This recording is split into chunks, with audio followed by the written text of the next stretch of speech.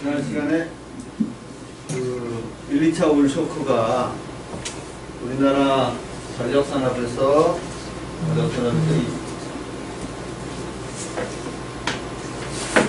전원 구성에 굉장히 큰 영향을 미치는 계기가 되었다는 말씀을 드렸어요. 1, 2차 오일 쇼크가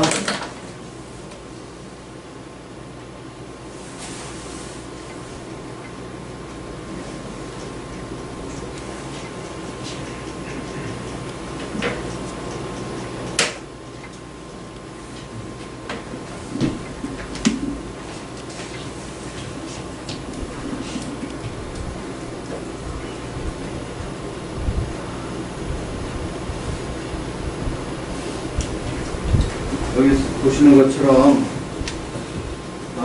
73년, 4년 그때 1차, 79년, 80년 2차 이때 이제 그러니까 70년대에 굉장히 큰 사건이죠. 이 70년대 중반부터 이제 70년대를 마무리 짓는 굉장히 큰 사건이었는데 이때 이렇게 큰 기름값 상승이 이어지면서 요걸 계기로 바로는 안 되지만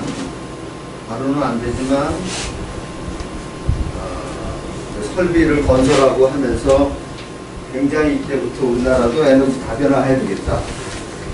그래서 석유에 의존되어 있던 이게 까만 게 석유입니다. 석유에 의존하였던 우리나라 전력의 전원 구성이 80% 가까이 넘었어요. 그러니까 굉장히 많았다. 이것이 이제 이렇게 다변화되는 계기가 바로 1, 2차 오일 쇼크였다. 그래서 원자력, 가스, 유연탄 이렇게 지금 우리가 알고 있는 3대 전원 구성이 이때 형성되게 되었다는 얘기죠. 근데 이거는 우리나라만 그런 게 아니에요. 전 세계적으로 이와 같은 전원, 그러니까 에너지의 다변화는 전 세계적으로 거의 공통된 현상이었다. 그래서 이게 이제 IEA에서 나온 Key World Energy Statistics인데, 여기 이제 지난 학기 우리 글로벌 에너지 이슈에서도 배웠죠. 이거 보시면 아시겠지만, 이 1차 오일 쇼크 이전에 주종을 이루었던 그거는 1차 에너지는 석탄과 석유예요. 여기서 이제 석탄이라 그러면 이제 발전소에 들어간 것도 있지만 많이 이제 집에서 많이 쓰였죠. 산업체라.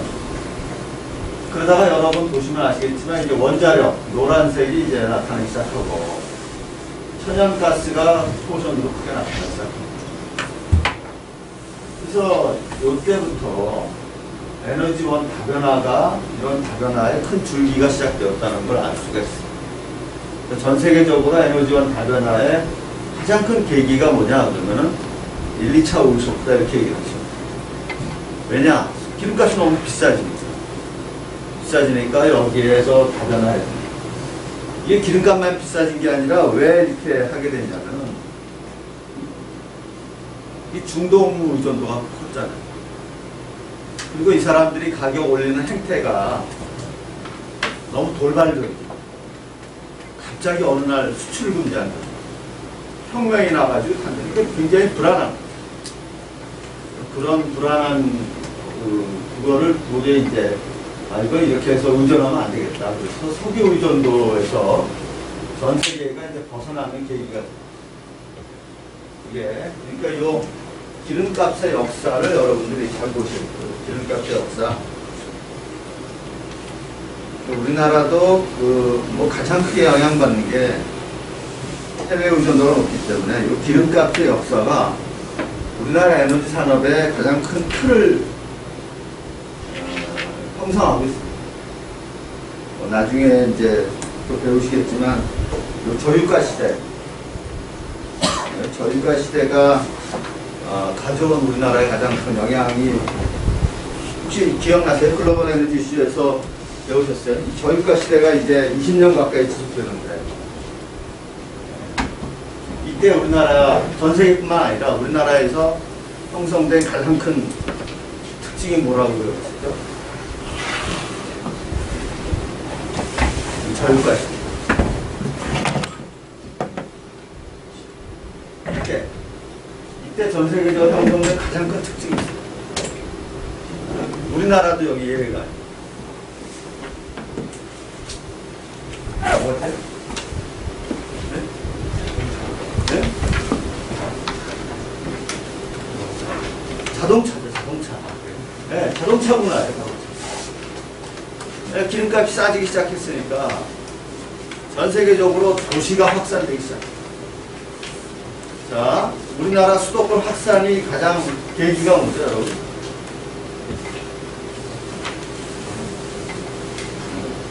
4대 신도시 개발부터 90년대 초반 4대 신도시 개발부터 시작해서 그게 언제냐면 요때죠, 요때. 저유가 시대. 우리나라 4대 신도시 개발하면서 수도권이 그냥 폭발합니다, 폭발해. 그래서 지금 수도권의 크기는 어마어마하죠.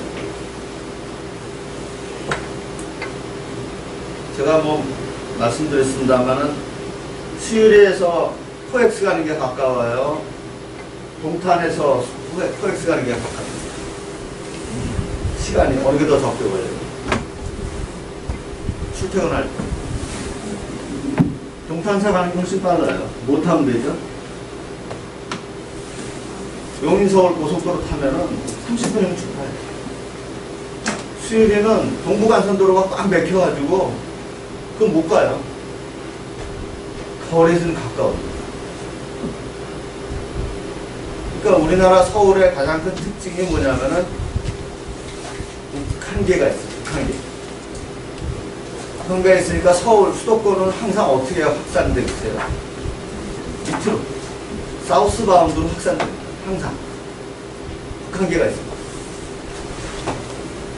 그 북한계의 특징이 나타나고 있습니다. 그게 전력에서 나타나고 있습니다. 이 북한계 때문에 발전 설비, 에너지 설비가 북쪽으로 못 올라가요. 그러니까 남쪽으로 가는 거예요. 그래서 이제 논의가 하겠습니다만은 우리나라 전기광 하시는 분들 우리나라 수도권의 가장 큰 교통상의 문제가 뭐예요? 송전제, 조류. 이게 전 세계적으로 굉장히 골치 아파요. 이게 차단기가 굉장히 복잡하고. 할 수 없이 HVDC를 동해 안에서 끌어온다는 거, 이게 실리고, 이게 복잡하다.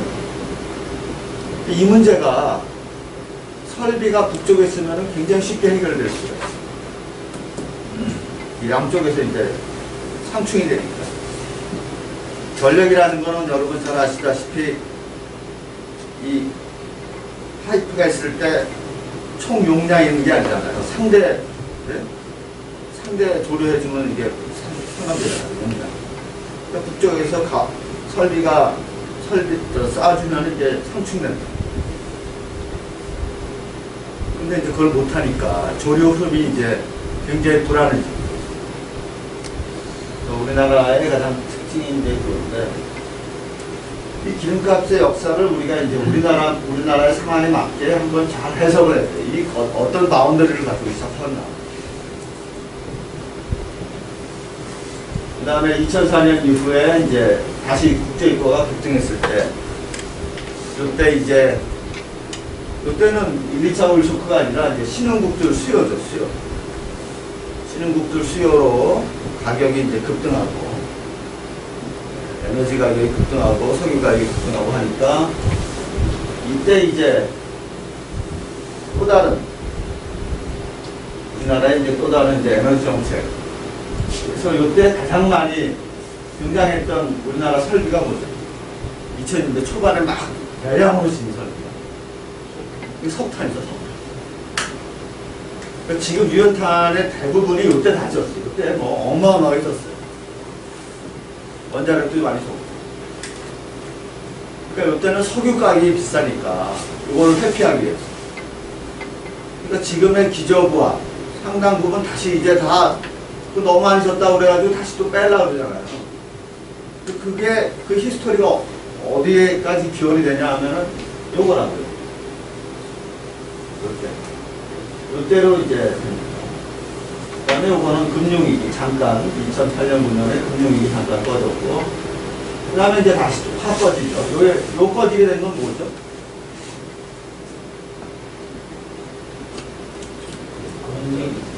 쉐입이죠, 쉐입. 쉐입. 이제 쉐일도 여러분 이제 기억하시는 게 왜 쉐일이 이때 개발됐을까요? 특허 끝나서. 요 고유가 때문에 쉐일이 개발된 거예요. 이게 돈이 되니까.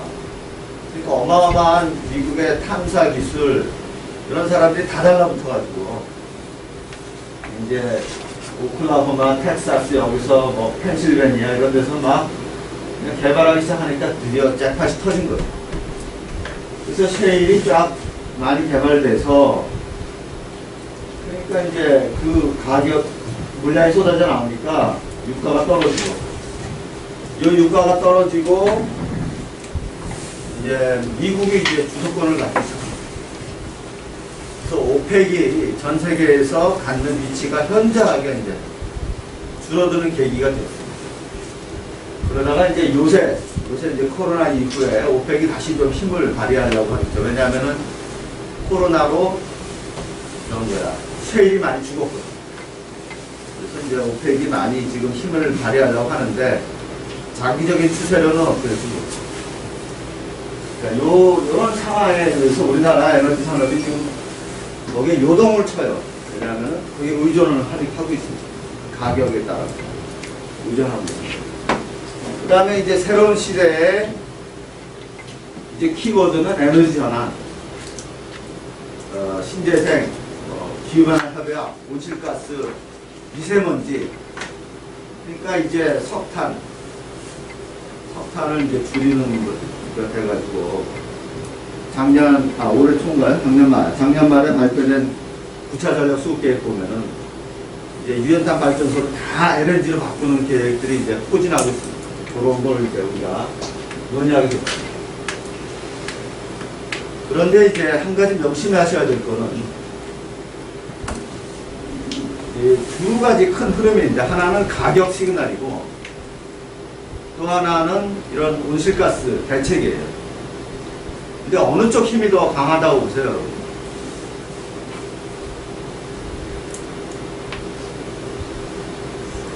온실가스 대책 쪽이 이제 강한 힘을 가질 거다. 아니다. 프라이스가 더 문제다.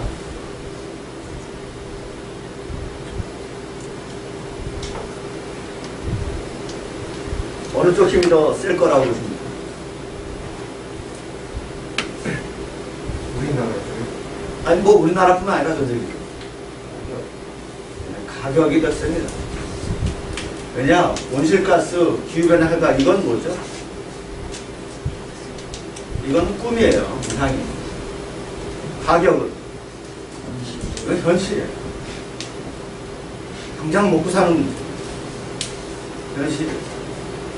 그 정치하는 사람이나 관료나 사업가나 이 현실 이렇게 바꾸기가 쉽지가 않아요. 그리고 이 현실적인 문제가 실제로 정책에서 그대로 반영되고 있어요. 자, 지난주에 내기를 했었어야 되는데 반전에 전기요금 연동제 어떻게 됐어요? 결국 안 됐죠. 그게 왜 안 됩니까? 여러분 그런 걸 봤을 때 이게 될 거다 안 될 거다 여러 가지 여러분 저기 있을 거예요. 특히 우리나라는 그게 쉽지가 않아요. 우리나라는요 항상 말보다 꿈보다 현실 중심적인 정치를 한다고 보시면 돼요. 저는 환경정책, 무슨 뭐 기후변화, 온실가스 뭐 이렇게 해서 전부 다 정권마다 내세웠어요. 가장 그걸 표면으로 내세운 정부가 어딘지 아세요? 어느 정부인지 아세요? 물론 문재인 정부도 대단히 내세웠죠. 그러나 그걸 더 내세운 정부가 어딘지 아세요? NBA. 녹색성장위원회 만들고, 그걸 이제 총리급으로 총리실 하나 만들고, 굉장히 강조를 했었어요. 근데 하는 정책 보고 저는 아니라고 딱 판단을 했고, 박근혜 정부도 아니고, 문재인 정부도 아니라는 판단이 딱 섰어요. 근거가 뭔지 아세요? 아주 심플해요. 저는 딱 하나만 보고, 진짜 하겠다는 사람은 뭘 바꿀까요? 프라이스를 바꿔. 프라이스부터 바꿔. 진짜 녹색 정책하고 온실가스 감축하고 미세먼지 신경 쓰는 사람들은 무엇부터 올릴까요? 전기요금부터 올려요. 왜냐? 그 전기값을 올리게 하는 요인이니까. 근데 그거 못하잖아요. 왜 못할까요? 포리티컬 프레셔가 그걸 감당을 못해요. 산업계, 여러, 더군다나 지금 중소 코로나 상황에서 가장 중요한 거는 프라이스입니다. 그걸 올려야 그 다음에 모든 게 에너지 전환 정책이 다 풀려요. 그래야 더 태양광, REC, RPS 모든 문제 핵심은 가격이에요. 프라이스 시그널이 만약에 바뀌지 않는다면 저는 그 정책을 신뢰하지 않습니다. 말잔치는 데요. 말잔치는 데요. 반면에 프라이스는요, 그거는 말이 필요 없어요. 소리 없는 암살자, 진짜. 왜냐면 그건 현실이니까. 아무 소리 할 필요 없이 그냥 바꾸는 거죠, 사람들이. 이게 바로, 이게 프라이스가 이거. 유가가 에너지 정책의 가장 중요한 기준입니다. 이걸 잘, 여러분들이 인지를 하셔야 됩니다. 정책적 판단을 하실 때.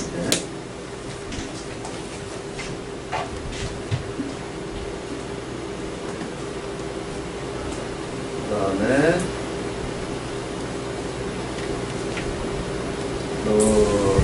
이때부터 이제, LNG 양수, 수력 같은 것도 확충됐고, 양수가 이제 이때부터 많이 들게 됐어요. 이 양수가 이제 등장하게 된 배경은 뭐냐면은, 양수가 등장하게 된 배경은 뭐 같아요?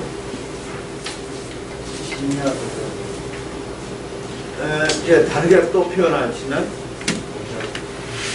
그렇죠. 기저가 많이 늘어났잖아요.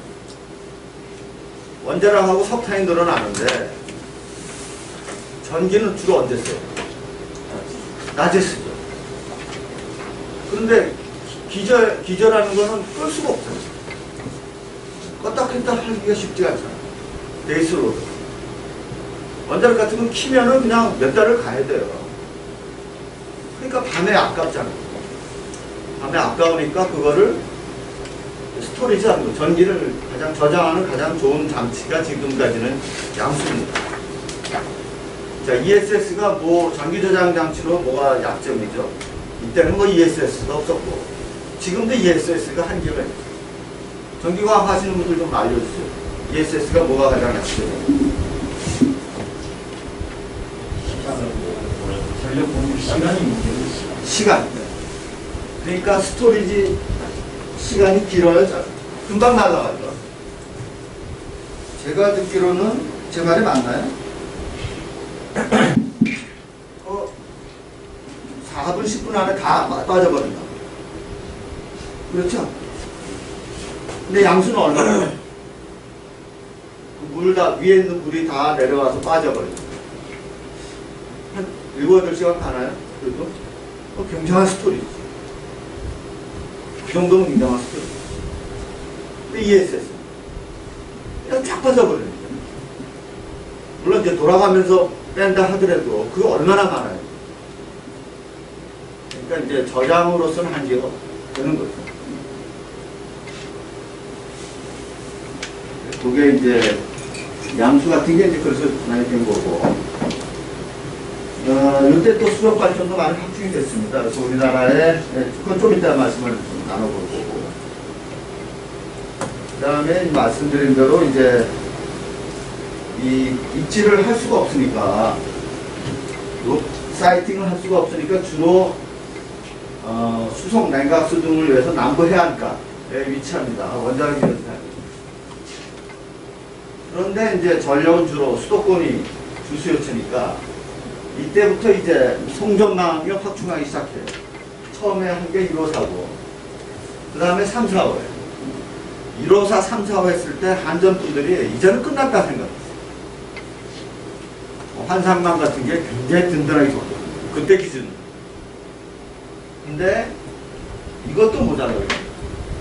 그냥 사이트를 계속 확충을 못하니까 있는 데다가 계속 1호, 2호, 3호, 4호, 8호기까지 계속 하다 보니까 결국 고리에서 못 빠져나오잖아요. 그러니까 할 수 없이 밀양 사태 나고 실고 져야 돼요. 그런 게 계속 발생하는 거예요.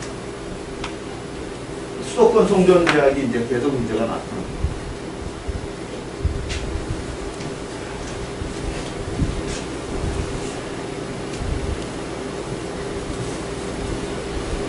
그래서 우리나라 발전 설비의 이제 주종이 보면 이제 트로이카 세 개라는 게 이제 알 수가 있습니다.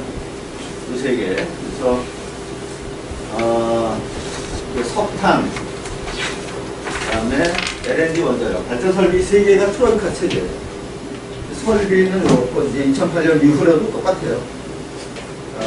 2015년까지 보면은 세 개가 트로이카 체제이고. 나머지는 뭐, 현저하게 이제 처져 있고. 제가 이제 이런 문제를 자주 냅니다. 내면서 어떤 식으로 문제를 내냐면은,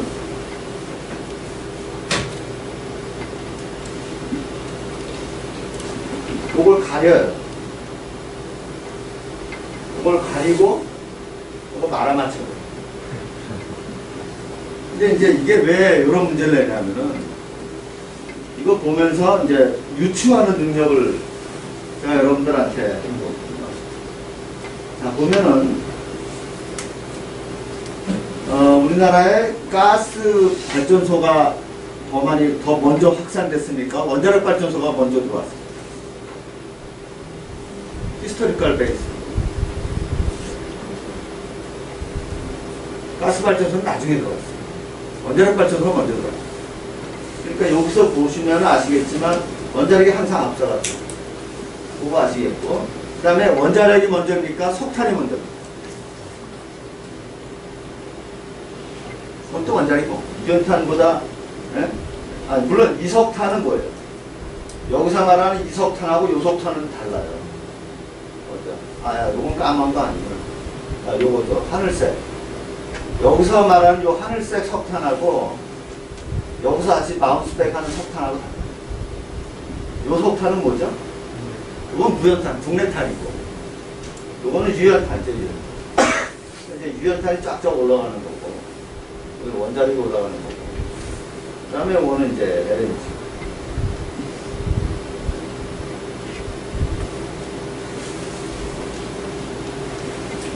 그래서 어느 게 먼저냐, 요 피스컬리를 먼저 따져볼 필요가 있고, 그 다음에 발전량, 제너레이션으로 보자면은 두 개 투탑입니다. 하나는 최근에 좀 다르게 달랐는데, 좀 밑에 뭐예요? 석탄하고 원자력. 발전량은 석탄하고 원자력. 그 다음에 이제 가스. 왜 그럴까요? 설비는 가스가 여기 못지않은데 발전량은 현저하게 처지죠.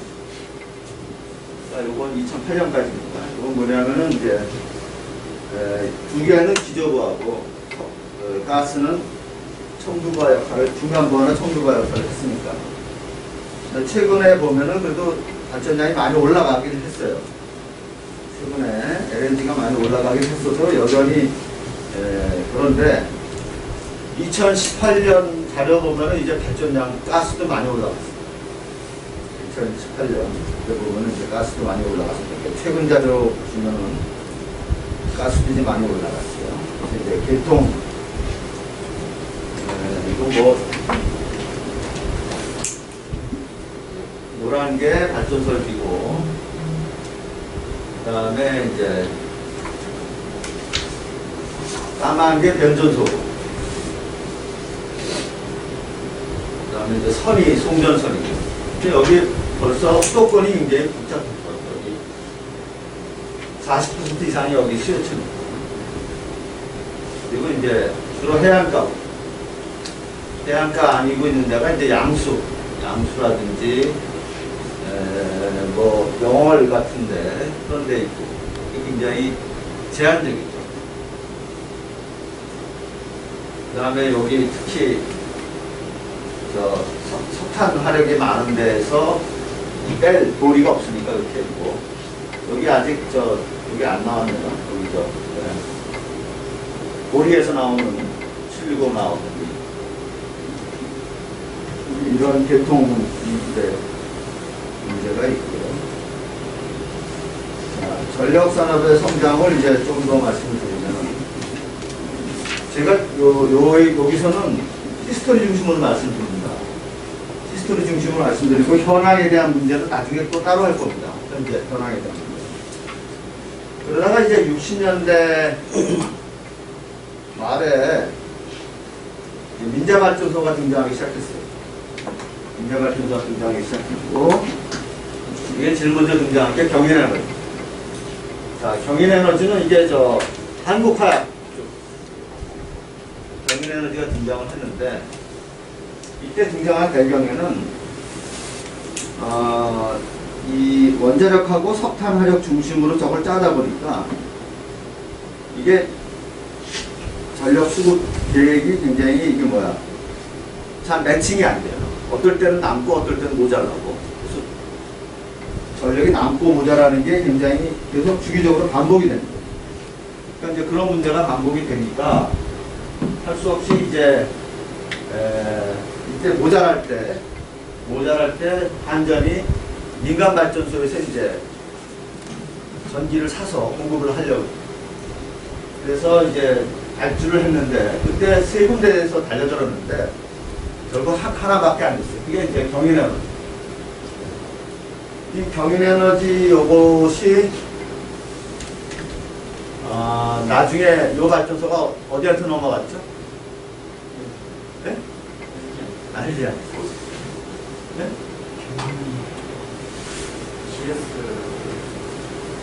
이게 인천에 있는 발전소인데 이게 어디로 넘어갔죠?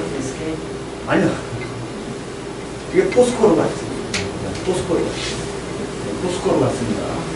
이제 여러분, 이게 이제 좀 익스텐션이 많이 됐는데, 인천공항 딱 여러분 영종도 가는 길이 있죠?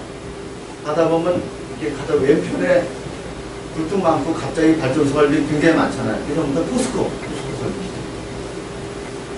그때 이제 생기고 나서 포스코에서 더 많이 치고, 그러니까 경인에너지가 포천한테 판 겁니다. 포스코한테. 하나가 그때 이제 팔고서 하나에 있던 분들이 포스코로 다 파셨어요. 하나에 있던 분들이 포스코로 마셨죠. 왜 팔았을까요? 지난 시간에 잠깐 말씀드린 것 같은데.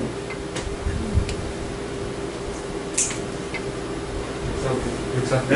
하나가 63빌딩 해가지고 금융산업, 보험 쪽, 대한생명 쪽으로 진출하려고 캐시가 없었어요. 그래서 이걸 판 거예요.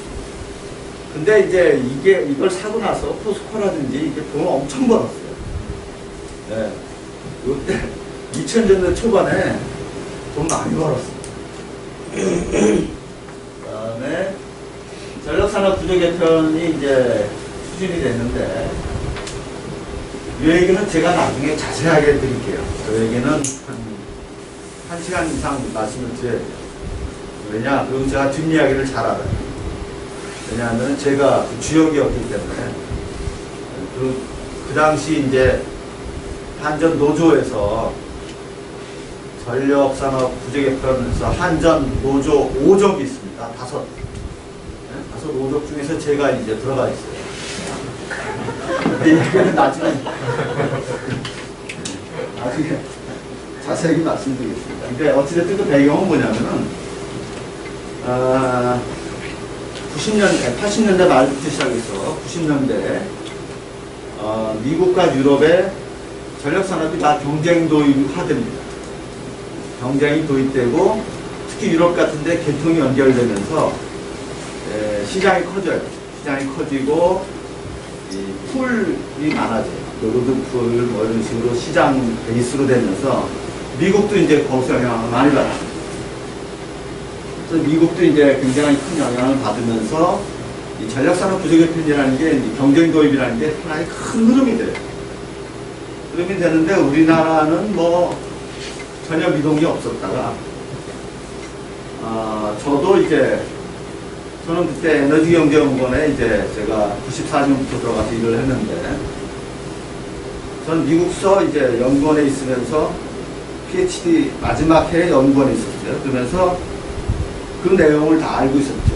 그래서 한국에 와서도 이제 국적 계속을 이제 했었고 저는 계속 이제 경쟁 도입이 필요하다.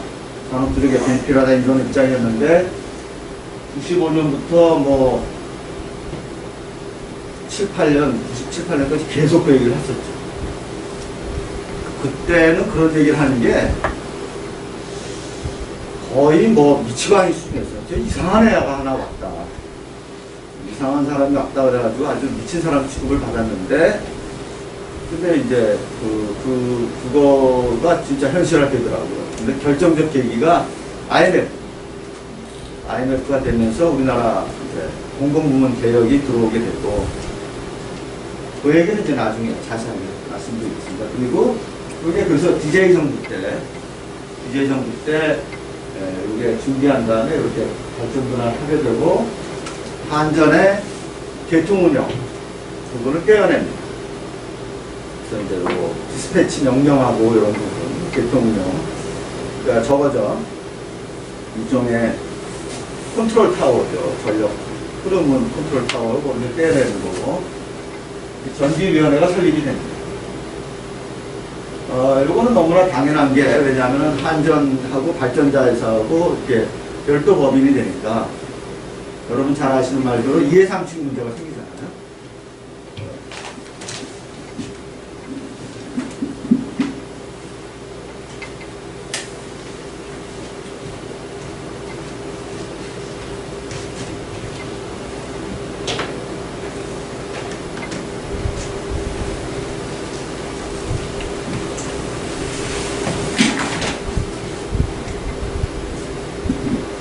이제 우리가 제도적인 논의를 할 때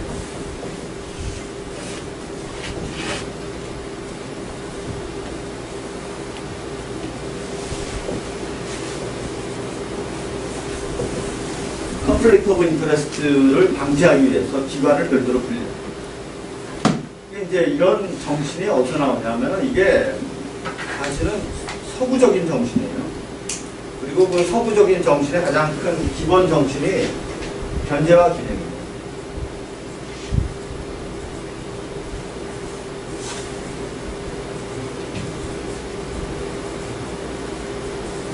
체크 앤 밸런스. 그러니까 이해가 다른 사람을 내세워서 서로를 견제하게 만듭니다. 제가 어저께 박사학위 논문 심사가 있었습니다. 근데 2개가 있습니다. 어제 굉장히 바쁜 날이었어요. 근데 전기공학과도 어제 하지 않았어요? 이번 주에 다 했을걸, 아마? 굉장히 바쁜 날이에요. 그러니까 이제 박사 논문 심사 하시는 분들은, 이제 받을 분들은 잘 아시겠지만, 지도교수 계시죠? 1차 심사 지도교수가 논문 심사위원장 할 수 있습니까? 없습니까? 못하게 돼 있어요. 왜 그러죠? 이게 이해상충을 방지하려고. 지도교수는 어떻게든 하려고 그래요, 자기 학생을. 통과시키려고 그러겠지. 근데 심사는 왜? 그럼에도 불구하고 보완할 거 보완하고 좀 좋은 박사를 만들자는 뜻에서, 논문도 좀 좋게 만드는 뜻에서 5사람이나 돼요. 거기다가 외부 심사를 한 거예요. 수십대 교수들끼리 하면은 자기들끼리 짜고 칠 수가 있잖아요. 근데 외부 교수까지 들어오고 또 지도교수가 직접 하는 게 아니라 심사위원장이 있으니까 지도교수만 마음대로 못하잖아요. 지도교수도 체면이 있지. 그러니까 이게 체크 밸런스를 통해서 그런 걸 하는 거죠. 그래서 반전이라는 조직, 거대한 조직 안에 있을 때는 아무 상관없지만 반전이 이제 전력 판매자가 되고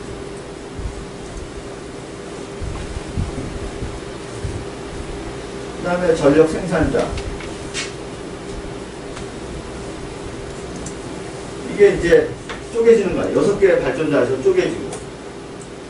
그 다음에 한전이 전력 판매자가 아니라 요 사이에 또 뭘 하냐면은 수송자가 되잖아요. 딜리버리를 책임지잖아요.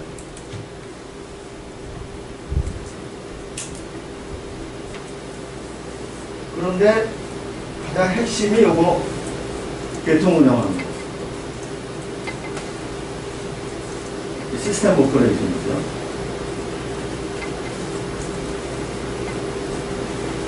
시스템 오퍼레이션의 핵심이 이 발전소 켜, 뭐 이렇게 컨트롤하는 거다.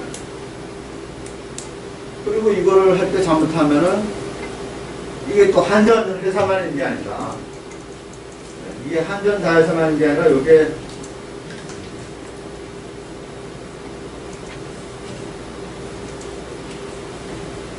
플러스 민간도 있고 플러스 다른 공기업도 있고 예를 들어서 수자원공사라든지 뭐 한난이라든지 다른 공기업도 있고 그러니까 누군가가 이거를 객관적으로 해줘야 되잖아요. 그래서 전력거래소를 독립시키는 거예요. 자, 이건 뭐랑 똑같냐면요. 인천공항에 그 관제탑, 관제 서비스 있잖아요. 그걸 만약에 대한항공 사람이 하게 되면 무슨 문제가 생길 가능성이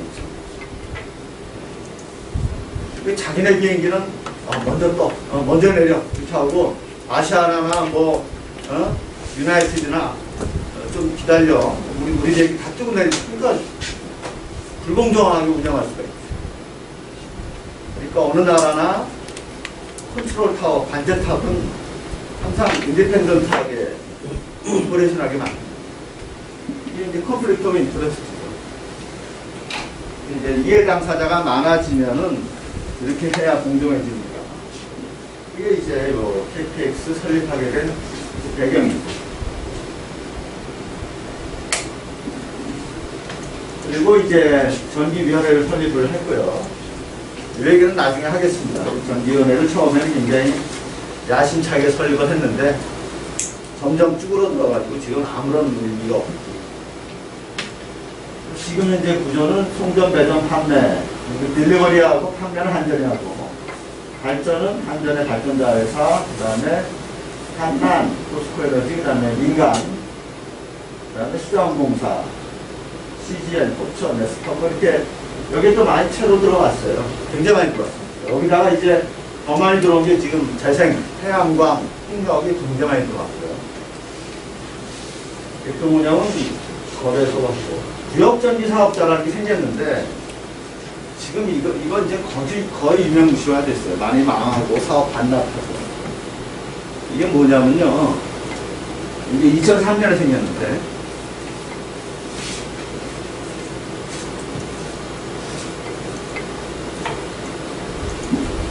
구역전기 사업이 생긴 배경을 좀 말씀을 드리면,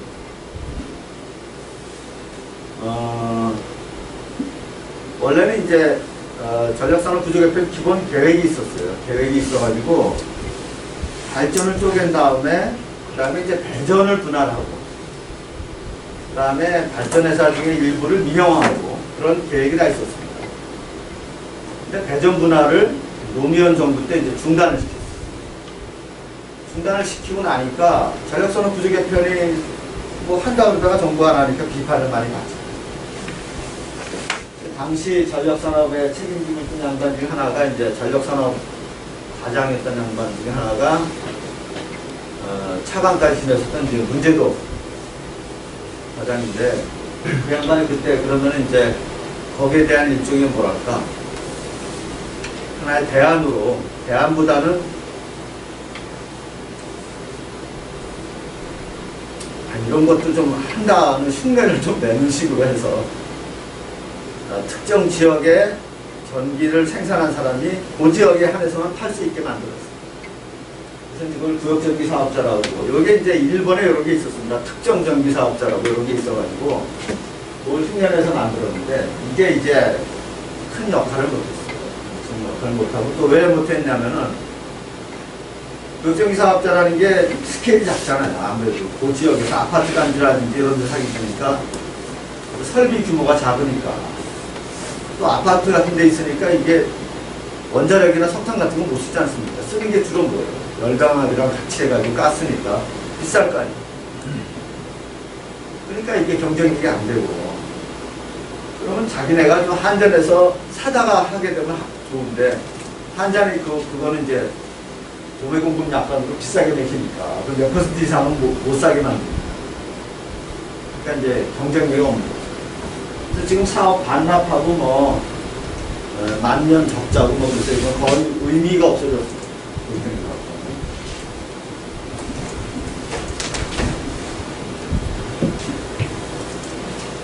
그 다음에 이제 하나씩 보죠. 이제 수력.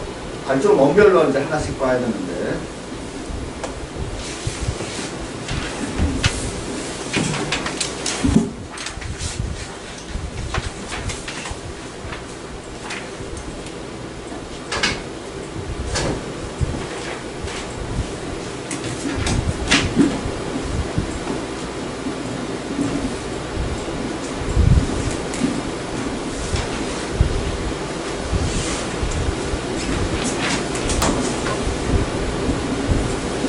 자, 이게 수력이요. 해방 전에 굉장히 많이 나타나요. 보시면 아시겠지만, 1929년, 45년 사이에 부전강, 장진강, 포천강, 그 다음에 유명한 스푼. 그래서 이게 160만 킬로와트, 당시 160만 킬로와트면 굉장히 큰 겁니다. 그 다음에 압록강 스푼이 이제 60만 킬로와트고요. 동양 최초고 초고압이에요. 남한에도 운암, 청평, 하천, 뭐 칠보. 자, 그러니까 이게 전부 다 이게 일본 사람들이 만든 거예요. 자, 몇 가지 질문할게요. 이와 같은 일본의 당시에 수력발전 댐의 가장 큰, 전 세계적인 유행을 불러들인 가장 큰 댐이 하나 있습니다. 무슨 댐이죠?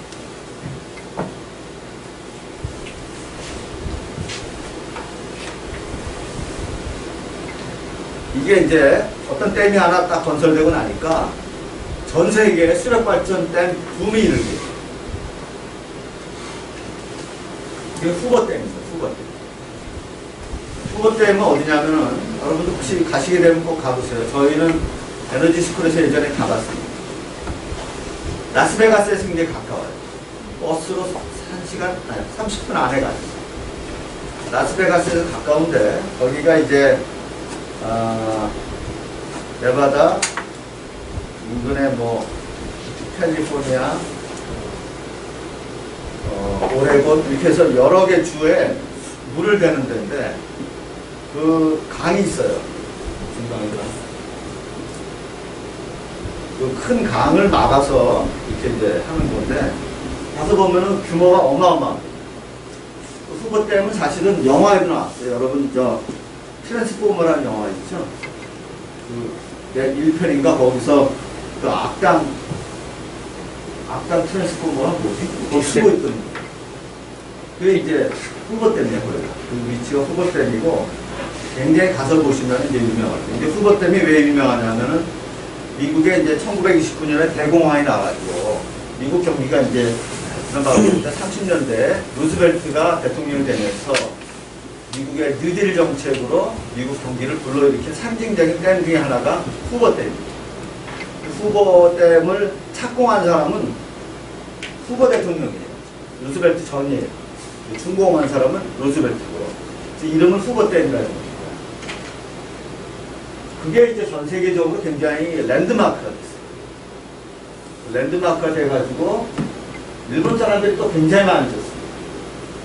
제가 지난 학기에도 말씀을 한번 드리긴 했는데, 이때 일본도 굉장히 수력발전소가 많아요. 여러분, 일본은요, 굉장히 수력발전의 포션이 높습니다.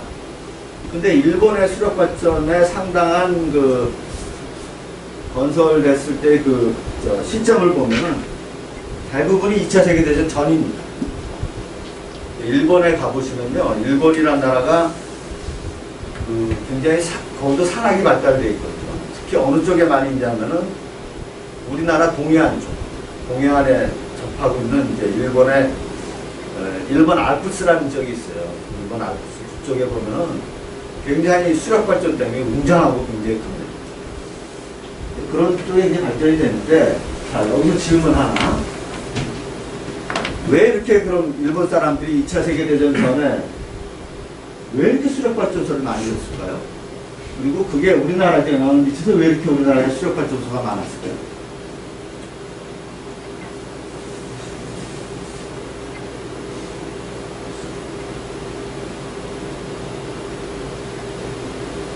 왜 이렇게 수력발전이 많았을까요? 네? 군수공장. 네? 군수공장. 군수공장. 아니, 군수공장 돌리면 그냥 기름발전소 짓든지 석탄발전소 짓든지 왜 이렇게 수력을 많이 했죠? 그렇죠. 일본이 기름이 없어요. 그리고 일본도 에너지가 없는 나라. 그 기름을 가져오려면은 굉장히 큰 위험을 감수해야 되고, 일본의 큰 이제 에너지 기름을 그때 확보를 못했습니다. 사실은 여러분 글로벌 에너지 이슈 분석에서도 제가 설명했지만 일본이 태평양 전쟁을 일으킨 가장 큰 원인은 뭐예요? 기름 확보하려고. 인도네시아 쳐들어 가서 기름을 확보해야 되는데 인도네시아를 왜 바로 못 쳐들어갑니까? 인도네시아 쳐들어가면 미국이 가만히 있나? 그러니까 미국의 주적을 먼저 때리는 게 뭐예요? 하와이 진주만 기술. 그리고 나서 시간 확보한 다음에 가가지고 인도네시아 점령해가지고 기름을 가져옵니다. 그 전까지는 일본이 에너지가 완전히 없었어요.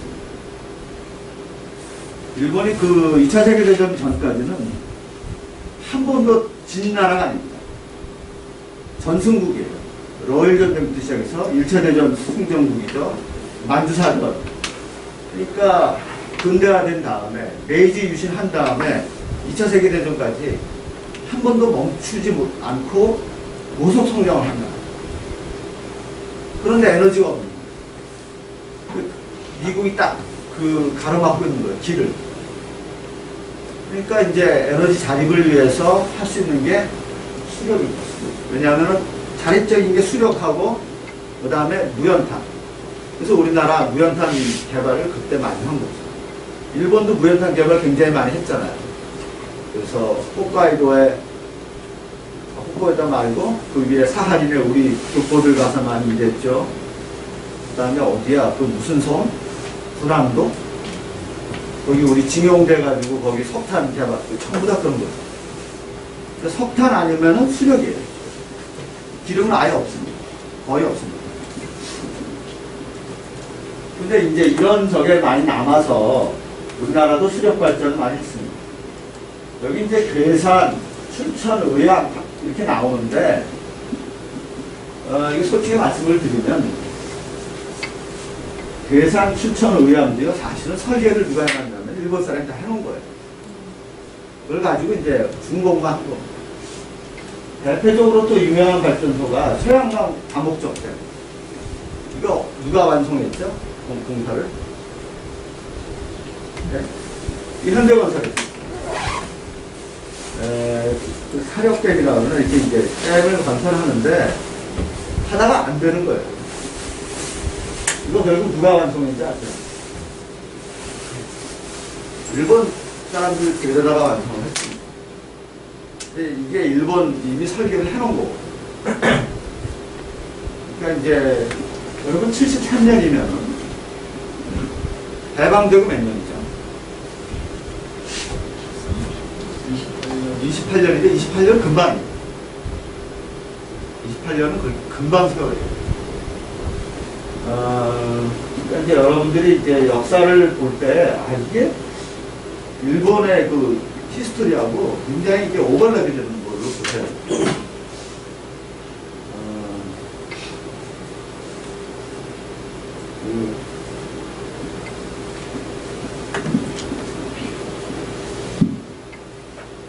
일본 사람들이 얼마나 이제 무서운 사람들이라는 걸 잠깐 좀 말씀을 드려야 될 것 같은데,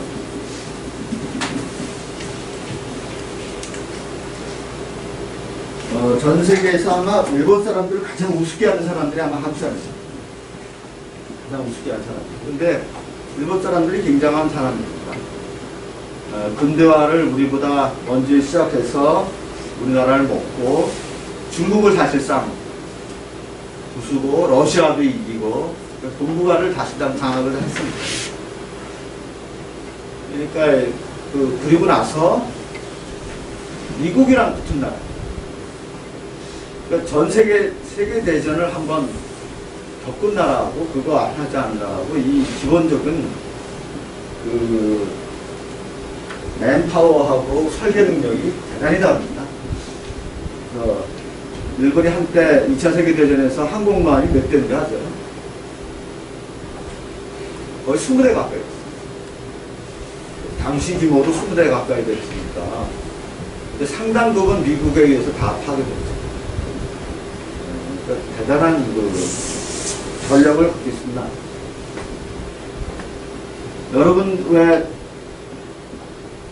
만주 그러면 국만주 그러면 어떤 생각을 하고 많이 배우셨어요? 수업 시간에 고등학교 때. 지금도 어떤 생각을 하고 있어요? 국만주는 중국 거라 생각하세요? 우리나라 거라 생각하세요? 솔직히 여러분들 마음속에 깊이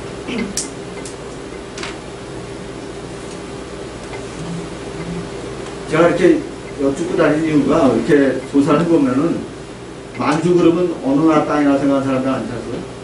사실 우리 조상 땅인데 누가 먹었던 땅이에요? 광개토대왕하고 장수왕하고 왜 그런 거란 얘기 하잖아요. 발해 그러면서 이게 사실은 우리 민족 땅이다 이렇게 하면서 굉장히 만주 땅을 그윽한 눈길로 바라보잖아요. 근데 그게 몇천 년 된 일이에요. 이게 거의 1500년? 굉장히 옛날 얘기예요. 근데 일본은 만주, 러시아 이쪽을 먹은 지가 불과 몇 년입니까? 45년이니까 55년, 20년, 75년. 불과 75년 전에 그 땅을 다 장악을 했고, 그 다음에 제가 소개해드린 책도 있지만 거기다가 자기네가 다 철도를 놨고 거기 SOC를 다 자기네가 개발하고 도시를 개발하고 심지어는 거기 자기 식구들까지 같이 살고 그리고 그랬던 사람들이 아직 남아있고 그럼 그런 분들이 북만주라든지 또는 우리나라도 마찬가지고 타이완 이런 걸 바라볼 때 어떤 눈길을 가지고 바라볼까요?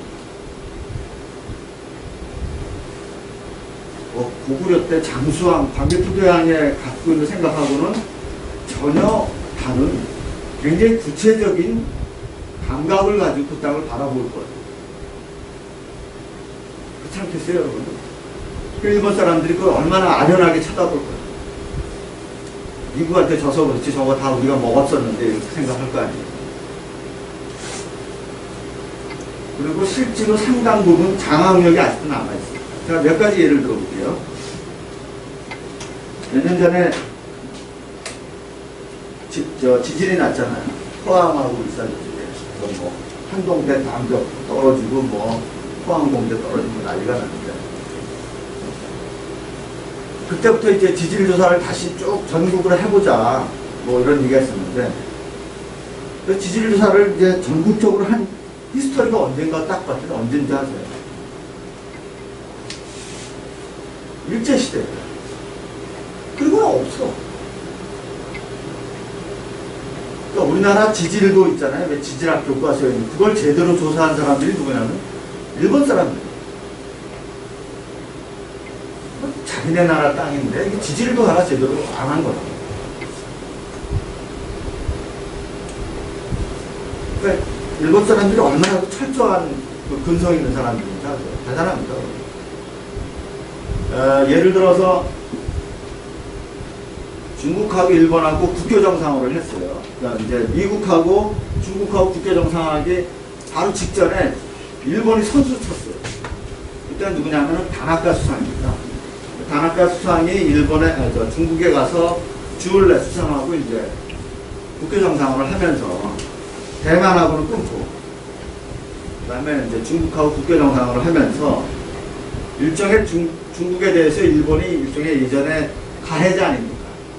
점령하고 많은 사람들 죽이고 이제 상해 같은 데서도 아주 큰 만행을 저지르고 그랬으니까 미안한 적이 있으니까 선물을 갖다 줬어요. 그 무슨 선물을 갖다 준지 아세요? 이게 굉장히 중요해요.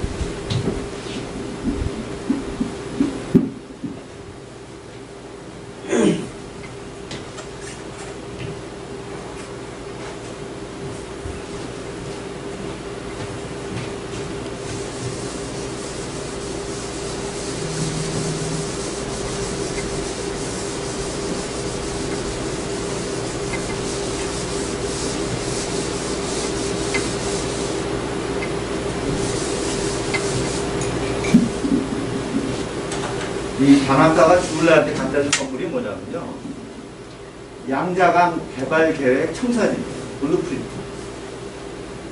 양자강 개발 계획 블루프린트라는 게 뭐냐면은 그 중국에서 가장 큰 강 중에 하나인 장강, 양쯔강을 그때 일본 사람들이 사실은 다 측량을 했어요. 다 측량을 하고 이걸 어떻게 개발할지를 플랜을 다 짜놨어요.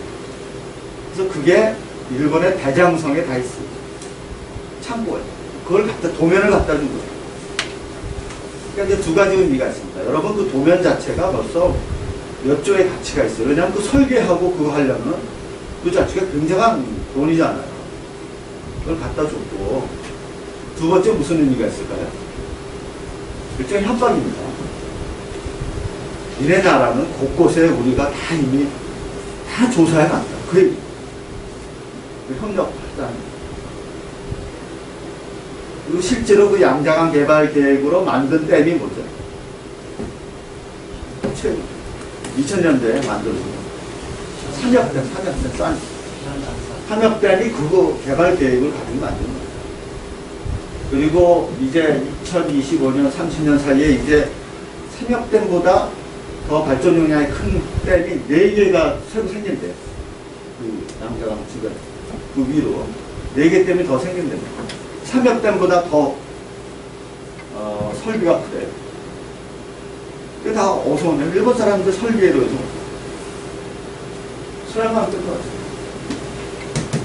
설계도가 다 일본 사람들이 가져와서 그래가지고 정주영 씨가 막판에 안 되는데 그 설계도를 가지고 완성했다는 이야기가 있어요.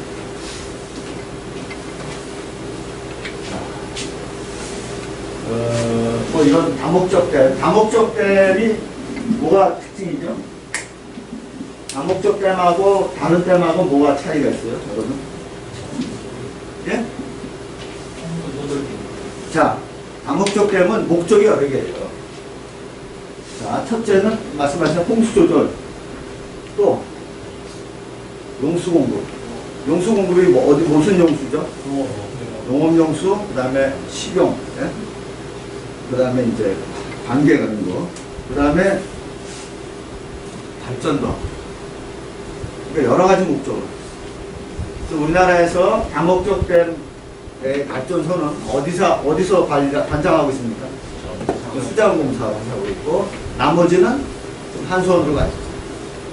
한수원으로. 자, 그런 상황이고, 그래서 지금 다목적 댐은 충주, 소양, 대청댐, 이게 굉장히 세계가 큰 거고, 충주, 소양, 대청댐이 큰 거고요. 그 다음에 이제 양수가 많이 생겼어요. 양수, 청평, 상남, 무주, 평청, 양양, 청송, 예천. 이게 또 건설을 합니다. 그래서 전력수 기본계획 보면 양수를 계속 합니다. 왜 양수를 이렇게 하죠? 양수를 왜 이렇게 할까요? 재생에너지 때문에 간헐성 문제가 계속 생기니까 제일 필요한 게 양수입니다. 원하는 시간에 빠른 시간 내에 이제 급전을 해야 되니까 이게 양수가 이제 배강 수력 발전이 이렇게 이제 많이 진행되는 거고요. 그래서 원자력 폭탄 개발을 하려고 그러는데 그 카터 대통령이 굉장히 이제 반대를 했죠. 그리고 사실은 그때가 한미 관계가 최악입니다. 그리고 그거는 박정희 대통령이 죽게 된 가장 간접적인 원인인데요. 박정희 대통령은 누가 죽였습니까? 여러분 잘 아시다시피 중앙정보부장이 죽였잖아요. 그 사람이 뭘 믿고 죽였습니까? 그러니까 중간에서 그런 압력을 많이 받았죠. 그 사람 미국으로.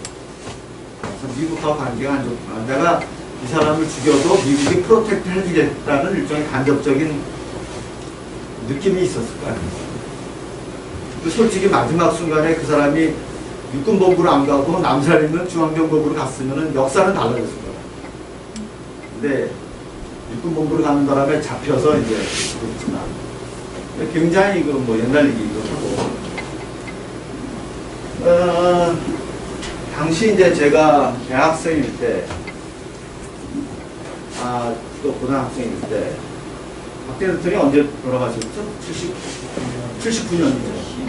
79년이죠. 79년 12.6 79년에 돌아가셨는데 70년대 이제 말부터 굉장히 안 좋아지기 시작했는데 그때 이제 제가 영어 배우고 뭐 할 때 주로 다니던 데가 어디냐면은 종로 2가에 이제 그때는 대치동이 없었으니까 종로 2가에 이제 영어 학원들이 많았어요. 파고다는 그때부터 있었어요. 그런 학원들이 많았는데 그리고 미국 사람들이 굉장히 많이 들어와 있었어요. 우리나라에. 대표적인 사람들이 평화봉사단, 그 다음에 학원 회화강사. 그렇게 들어왔던 미국 젊은 사람들의 반 이상이 CIA. 뭐 하고 그러는지 아세요? 지금처럼 위성이 좋지 않으니까 카메라 들고 전국에 돌아다니는 사진 찍어요. 뭘 사진 찍은지 아세요? 어디 뭐 시설 만들어 놓은 거 있나 없나 확인하는 거. 굉장히 많이 들어왔어요. 그리고 그때 들어온 미국 CIA들이 CIA는 우리나라도 마찬가지지만 겉으로는 CIA라고 포장을 안 합니다. 우리나라 지금 국정원 분들 국정원 소속이라고 표시된 사람은 몇 사람 안 돼요. 원장, 차장 몇 사람하고 나머지는 소속이 어디로 되는지 아세요? 좀 다른 부처로 돼 있어요. 왜냐하면 국정원은 뭡니까? 내놓고 이게 내셔널 스파이잖아요. 스파이거든, 직업이. 그 국정원 소속은 없어요. 물론 이제 반전이라든지 정부 했을 때 보면은 이제 좀 기업 같은데 국정원 분들이 왔다 갔다 합니다. 이제 저도 많이 상대를 해봤는데 무슨 정부, 양정부, 박정부 그래서 왔다 갔다 하는데 그런 분들 소속은 전부 다 다른 부처로 돼 있어요. 월급 받는 것도 그래 있고 겉으로는 표시가 안 해요. 그 미국도 마찬가지. CIA라고 명함에 박아놓은 거 없어요.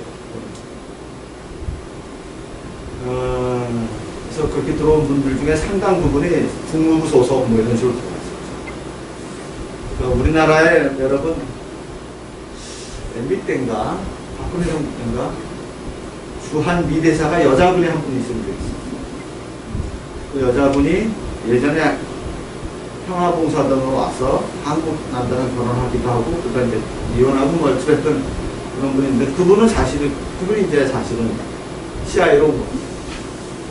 그러다 이제 다시 국무부로 돌아가서 이제 그러니까 그런 사람들이 굉장히 많이 들어왔어요. 또 우리나라 핵 개발에 대해서 굉장히 민감해요. 요거 사이드 얘기를 잠깐 해드릴게요. 사이드로. 제가 글로벌 에너지 이슈 분석에도 잠깐 얘기한 적이 있는데, 미국이 이제 전 세계 핵 확산을 막기 위해서 굉장한 정보력을 동원합니다. 북한도 이렇게 신경 쓰는 이유 중에 하나가 이게 나중에 사고 덩어리가 되잖아요. 잘못해서 이거 미국 쪽으로 또는 뭐 군인들이 있는 쪽으로 그 미사일 쏘게 돼가지고 거기다 핵폭탄이 있으면 상당히 많은 사상자가 나요. 자, 전 세계에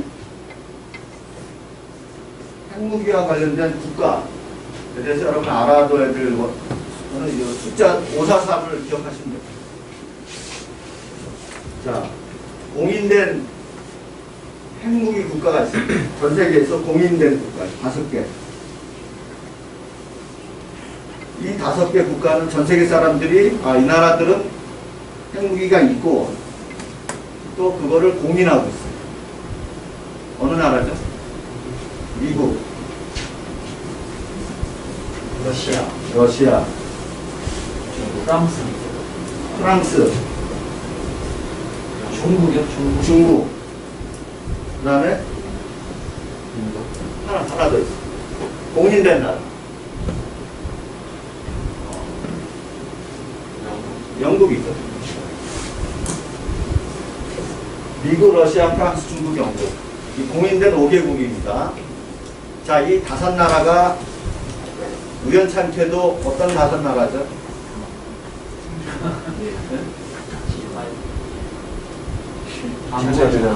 유엔 안보리 이사국.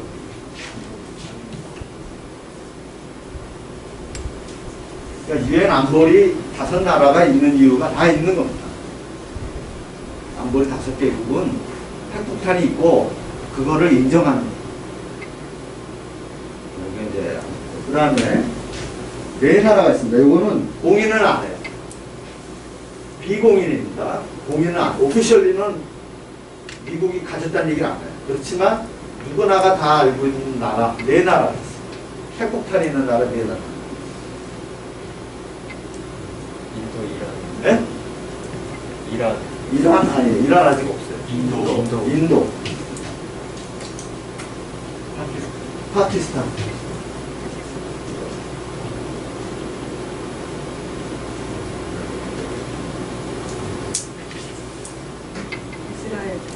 이스라엘. 한 나라. 북한.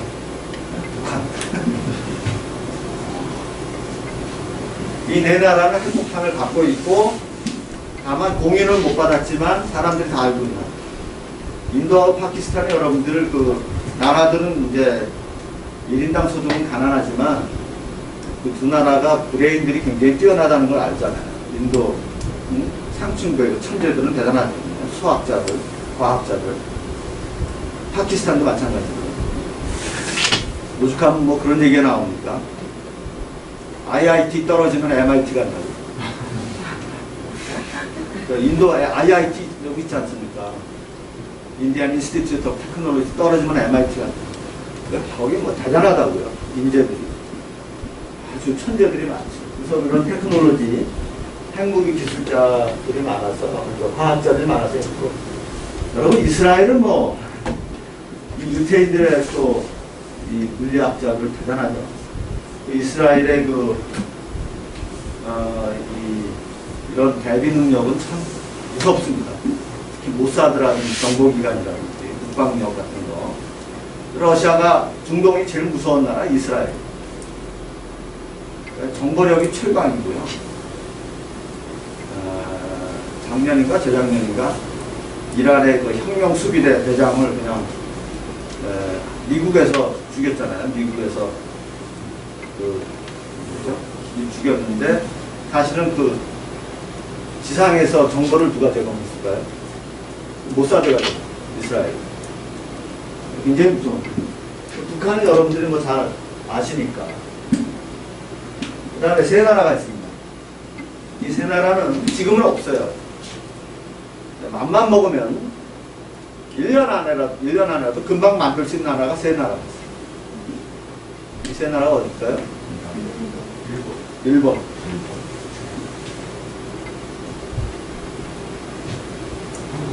한국. 이게 어려워요. 그 다음에 어려워요. 이거는 진짜 어려워요.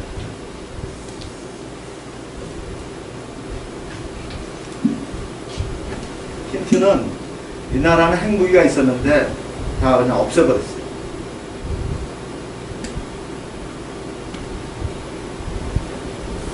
이건 남아공입니다. 남아공이 어떻게 핵무기를 가졌을까요? 또 테크놀로지가 있을 것 같아요. 남아공이라는 나라는 남아공 하나로 보면 안 돼요. 거의 어느 나라의 부속 국가라고 볼 수 있죠. 영국이죠. 영국의 영연방이 굉장히 무서운 겁니다, 여러분. 영연방. 영연방이 뭐죠? 브리티시 커먼웰스. 그러니까 영국이 그때 지배했던 나라들. 캐나다, 인도, 남아공, 호주, 뉴질랜드 뿐만 아니라 아프리카에 또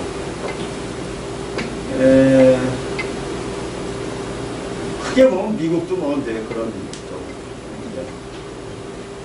이런 나라들 보면은 이제 호주라든지 뭐 캐나다 보면은 집회에도 엘리자베스 여왕 사진이 있잖아요.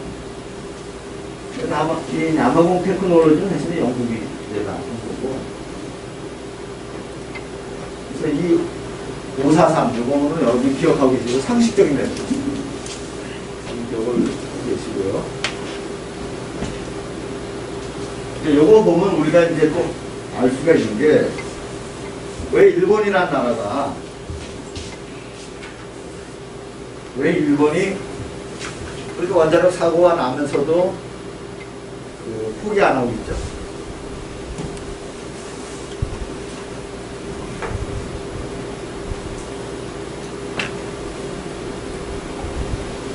일본은 항상 요 준비를 하고 있는 거예요. 핵무기 준비를 하고 있는 거예요. 절대 포기 안 해요. 그리고 특히 일본의 보수당, 자민당이라든지 이런 쪽에서는 일본 완전히 다 올스탑 됐었는데도 불구하고 조금씩 다시 살리고 있어요. 그래서 일본 원전이 지금 매년 하나, 둘 조금씩 다시 늘어나고 있어요. 그래서 일본의 유일하게 이제 LNG 수입량이 줄어든 나라 중에 하나가 일본입니다. 왜냐하면은 일본 원전이 다 멈췄을 때 LNG를 풀로 가동하고 지금 원전이 하나, 둘씩 가동하면서 조금씩 줄어들고 있고 그 일본의 그런 특색을 잘 이해하고 있죠. 우리나라는 원자력 폭탄 안 하겠다고 언제 선언을 했을까요? 완전히 우리나라는 내려놨습니다.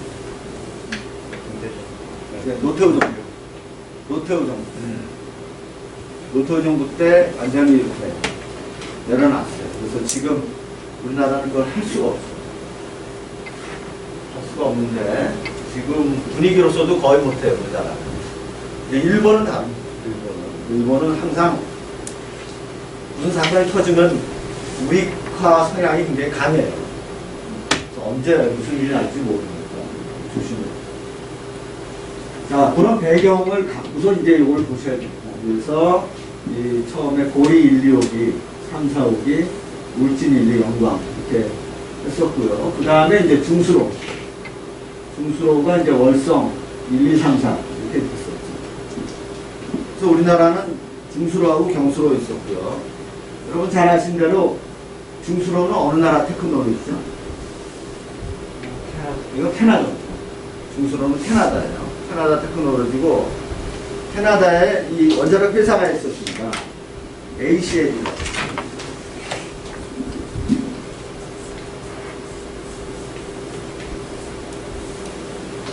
있었는데 지금 이게 망했어요. 없어졌어요. 없어졌고요. 제가 여기에 얽힌 뒷이야기를 하게 되면은 월성에 이제 신월성이라고 그래가지고 새로 들어섰습니다. 월성 1호기, 2호기, 3호기 말고 새로 들어섰는데 그거는 전부 다 경수로입니다. 경수로 들어섰고 그때 이제 요거 유형 타입을 결정하는 가장 큰 이제 논의가 정부에서 있었어요. 근데 우리나라에서 경수로 그러면 두 군데서 두 나라가 경합을 합니다. 그래서 미국하고 프랑스가 계속 번갈아 가면서 왔다 갔다 해요. 그래서 미국의 웨스팅하우스나 G, 그다음에 프랑스에서는 프라마통 이렇게 해서 이제 들어오고, 그다음에 중수로는 캐나다의 ACL이 들어오고, 이렇게 해서 이제 수주를 했는데, 이렇게 이제 다원화 시킨 이유가 있어요. 다원화하기도 하고, 이게 정권 바뀔 때마다 또 할 때마다 당시만 하더라도 군사정권, 그 다음에 박정희 대통령 때니까 상당히 많은 정치 자금이 이쪽에서 들어갔어요. 이거 노형 결정될 때마다 굉장히 큰 들어가요. 그 얘기는 제가 좀 이따 할 거고요. 그 다음에 이제 중수로가 이제 여기까지 끝이고, 이 월성, 신월성 이제 새롭게 들어서는데, 거기에 이제 그 이제 옛날 이름은 봉길리라고 합니다. 거기에 신월성 들어오는 거를 경수로로 바꿨어요. 경수로로 바꿔서, 여기 있죠. 여기 신월성 1호. 이렇게 바꿨습니다. 이거는 이제 한국형 1000메가와트인데, 이거는 경수로입니다. 요 경수로로 결정되는 용역이 90년대 말에 이제 제가 참여도 하고 그랬었는데, 그러니까 경수로를 할 거냐, 중수로를 할 거냐, 이거 아주 고민이 많았어요. 그런데 반전분들, 이렇게 또 정부분들하고 만나서 얘기를 하다 보면은 결론은 확실히 경수로예요. 경수로. 왜냐하면 캐나다형 중수로가 많지가 않고, 굉장히 비효율적이고, 그래서 여러 가지 문제가 많아서 경수로로 가야 되는데, 이제 연구를 많이 했죠. 많이 했는데, 저희 연구팀에 이제 지금 인천대에 있는 손양훈 교수라고 있습니다. 그 양반하고 저하고 같이 에너지 경제연구를 했는데, 손양훈 교수가 이제 캐나다에 가서 이 중수로 발전소를 이제 보러 한번 갔는데, 캐나다에서 얼마나 이 중수로 유치를 하려고 했었냐면은, 에너지경제연구원 저는 안 갔었는데, 에너지경제연구원 박사가 토론토, 그 온타리오 주변에 있었거든요. 토론토에 도착을 하니까 그 발전소까지 가는데 갑자기 헬기가 들어요. 국빈 대접을 하면서 이제, 그러니까 그런 캐나다의 굉장히 핵심 수출 사업이었어요. 근데 이제 이게 이넥시언스하니까 잘 안 됐어요. 근데 그럼에도 불구하고 당시 장관이라든지 이런 사람들이 이제 로비 받고 그래가지고 중수로로 하려고 그런 거를 저희 에너지경제연구원에서 막았습니다. 막았는데 이제 그 장관도 어떻게 할 수 없었죠. 그래서 결국은 경수로. 근데 한전분들도 다 경수로로 이해하고 있어서, 전문가들은 다 경수로로 해서 결국 경수로로 이때부터는 중수로가 요걸로 한정되고 경수로로 됐고요. 그 다음에 요게 타입이 한국형 표준입니다. 이게 1000메가와트. 그래서 우리나라 모델을 처음 만든 거예요. 설계해서. 그 다음에 하나 더 업그레이드해서 만든 게 1400입니다. 요게 이제 들어간 게 신고리 34, 16.12. 요게 이제 들어간 거죠. 그래서 지금 요런 그 경수로하고 중수로의 분포가 이제 이렇게 되는 거거든요.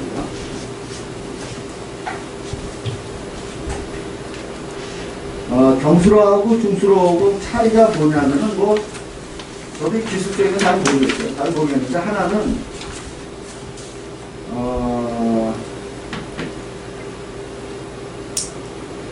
일단 이제 연료가 좀 달라요. 연료가 좀 다르고요.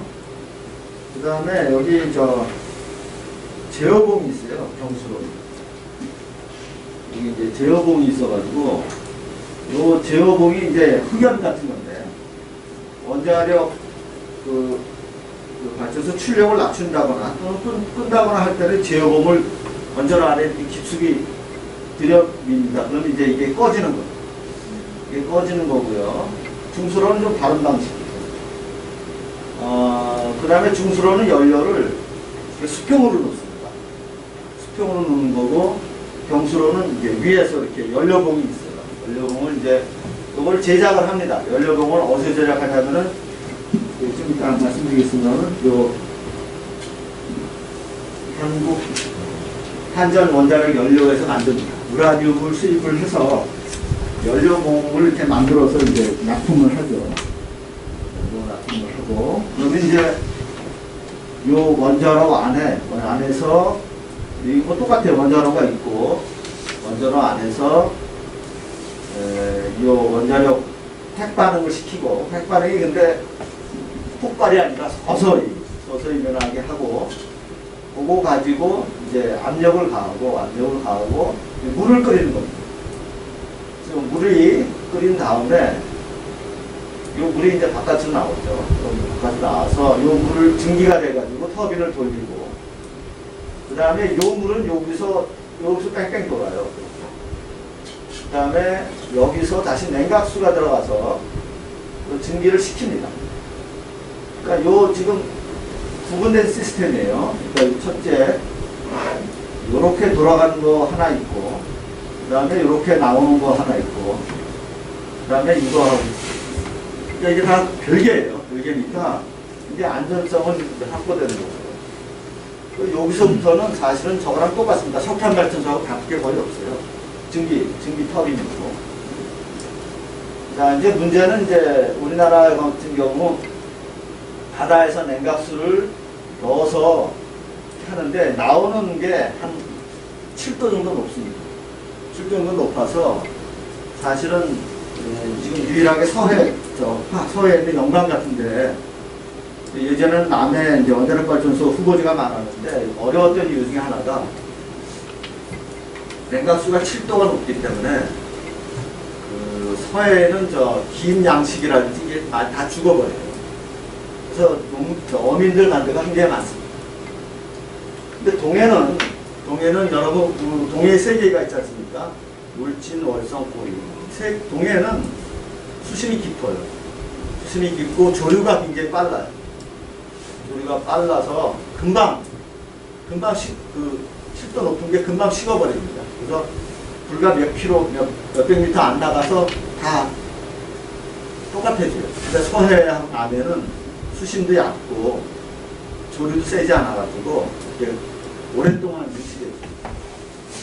근데 이제 사실은 요거 문제가 심각한데 원래대로 하자면은 요 냉각수를 어떻게 처리해야 되죠? 원래대로 하자면 외국은 요 냉각수를 어떻게 처리합니까? 이게 이제 원자력 발전소에 상당히 많은 요리 중에 하나인데 이거를 이미 식혀서 내보내요. 여러분 원자력 발전소 보면은 프랑스라든지 미국 보면 이렇게 생긴 이게 원자로가 아니에요. 이건 원자로가 아니라 이게 쿨링 타워예요. 그래서 이렇게 물이 내려오게 하면서 물을 식히는 거예요. 근데 문제는 이 쿨링 타워가 요거 건설하는 데만 한 3, 4천억 원이에요. 그러니까 이제 원자력 발전소용으로 굉장히 쿨링 타워가 크거든요. 저 LNG 발전소라든지를 보면은 쿨링 타워가 작습니다. 작아가지고 한 이렇게 2, 3층으로 이렇게 있는 거 많이 보실 거예요. 쿨링 타워가 심각하지 않은데 원자력 발전소 워낙 용량이 있기 때문에 쿨링 타워가 커요. 이 쿨링 타워가 크지 않으면 그냥 쿨링 타워 없으면 그냥 방류시키는 거예요. 그래서 강이라든지 바다에 강류하기 때문에 이게 이제 많은 문제가 되고 우리나라 원자력 발전소 이게 없기 때문에 설비가 많이 줄어드는 거예요. 우리나라 원자력 발전소가 좀 싼 이유 중에 하나가 이게 없어요. 그러니까 이 비용을 누가 부담하냐면 사실 어떻게 보면은 사회가 부담합니다. 이제 원전 반대자들은 이런 얘기를 많이 하죠. 쿨링 타워 얘기들이.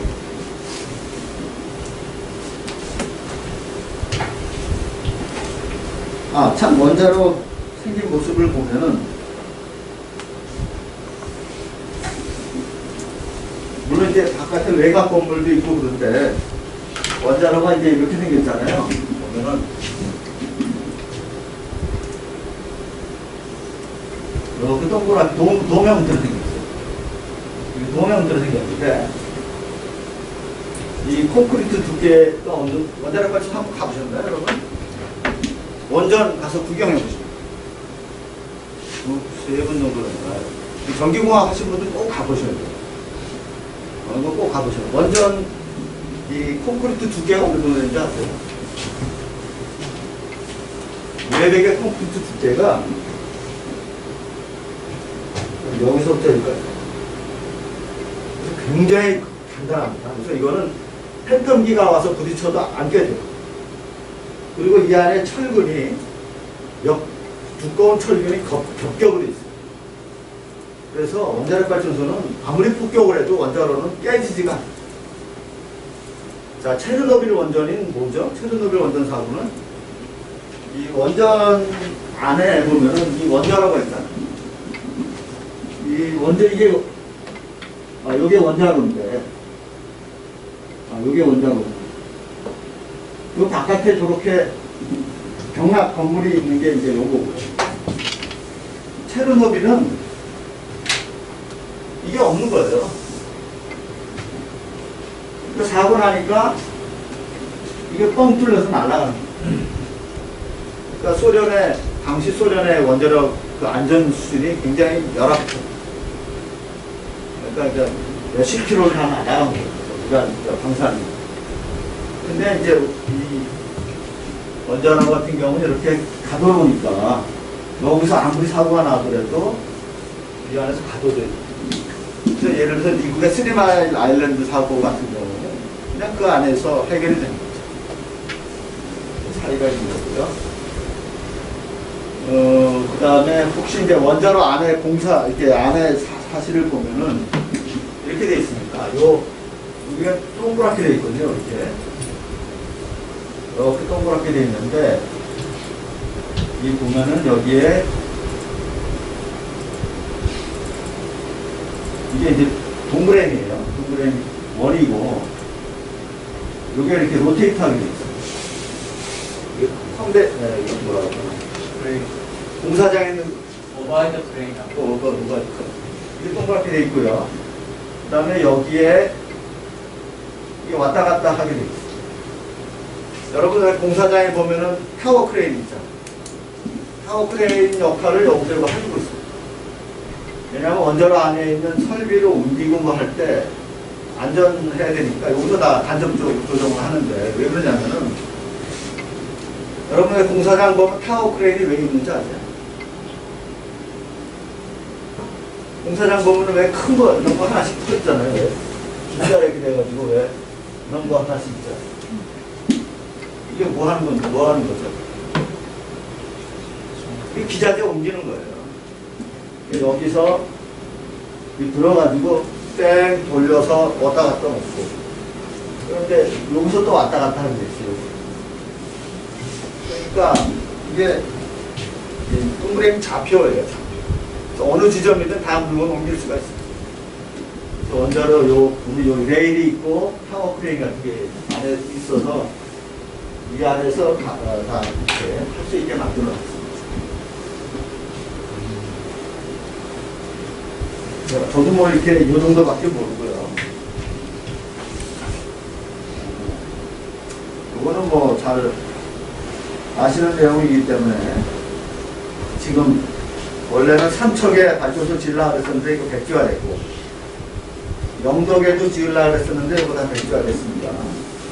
요거 두 개는 이제 문재인 정부에서 요거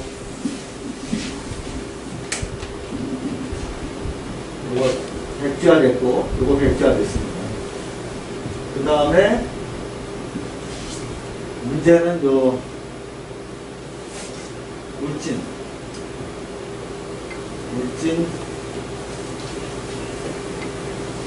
1, 2호기는 됐고요. 3, 4호기는 지금 아직 결정이 안 됐죠. 안 됐고 월성 1호기는 이제 조기 폐쇄했고 신월성은 돌아갔고 고리 1호기는 연구 정지했고 신고리는 1, 2, 3, 4까지 가졌습니다.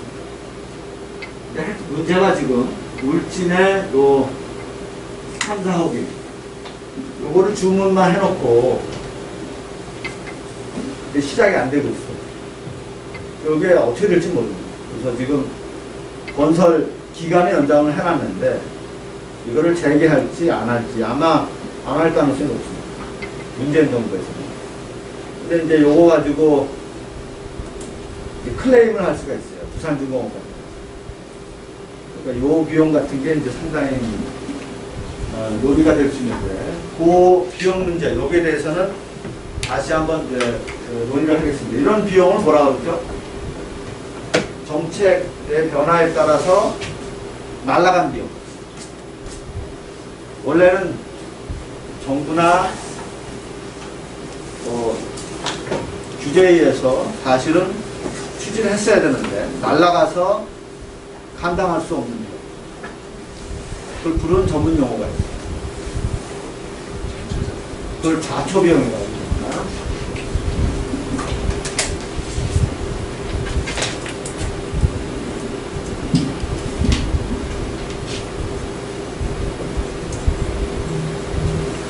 자초비용 또는 자초자산. 그래서 이걸 스트랜디드 코스트라고. 또는 자산, 그러면 스트랜디드 에셋.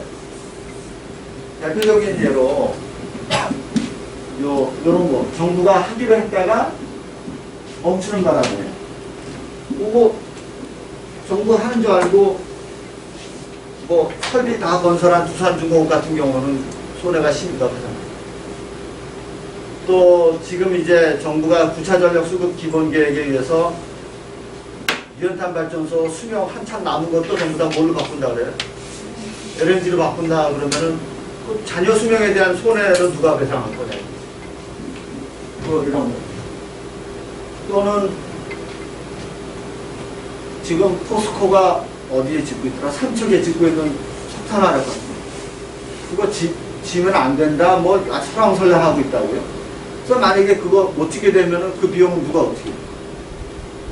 이런 논의가 굉장히 많습니다. 이런 걸 전반적으로 이컬는 비용이 이제 자초 개념.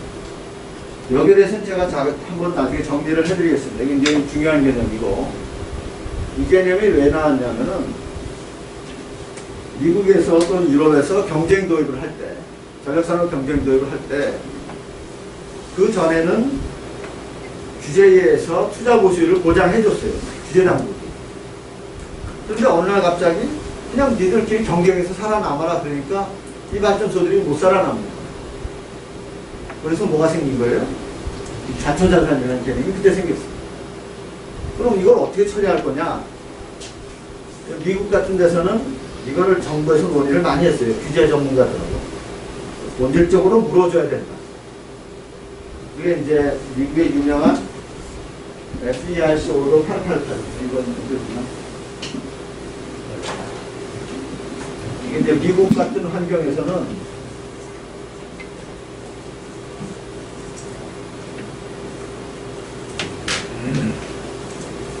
FERC가 이제 미국의 연방 에너지 규제 기관, 페더럴 에너지 레귤레터리 커미션인데, 거기에 이제 시행령 같은 게 많아요.